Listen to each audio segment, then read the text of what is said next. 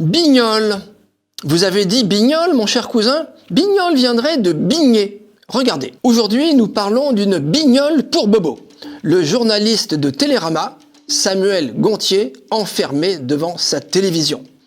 Comme prévisible, c'est un exercice qui rend fou. Samuel Gontier est diplômé de Sciences Po Grenoble et plus tard du Centre de formation des journalistes. Il commence son parcours chez Ouest France, puis à Bayard Presse et en 1995 à Libération. Il entre la même année chez Télérama, un concentré du christianisme de gauche, vendu depuis au groupe Le Monde. Il en devient chroniqueur en 2011.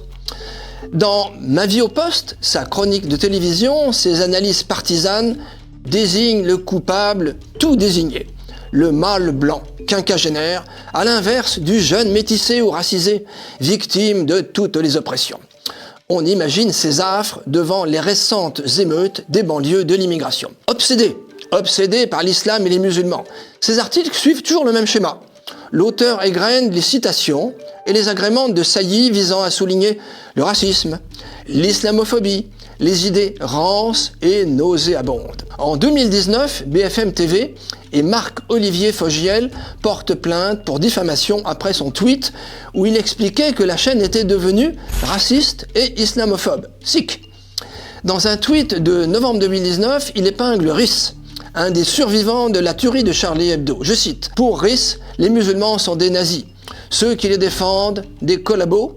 Charlie Hebdo, nouvelle filiale de Valeurs Actuelles, Re-Sick. » Il publie en 2016 Ma vie au poste. 8 ans d'enquête sur la télé du quotidien. 8 ans. 8 ans devant la télévision. On comprend mieux qu'il délire. Le compte-rendu de son intervention au master journalisme de Metz en donne un résumé éclairant. La télévision se répète, approfondit peu, surreprésente les idées de droite et d'extrême droite sous couvert de débat, laissant trop souvent la place au racisme et au sexisme. Fin de citation. Laissons le mot de la fin au criminologue Xavier Rauffer sur Boulevard Voltaire le 6 novembre 2019.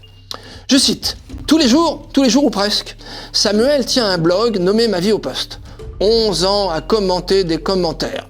En quel honneur tranche-t-il de tout et à tout propos? Rien, à vrai dire, ne l'explique.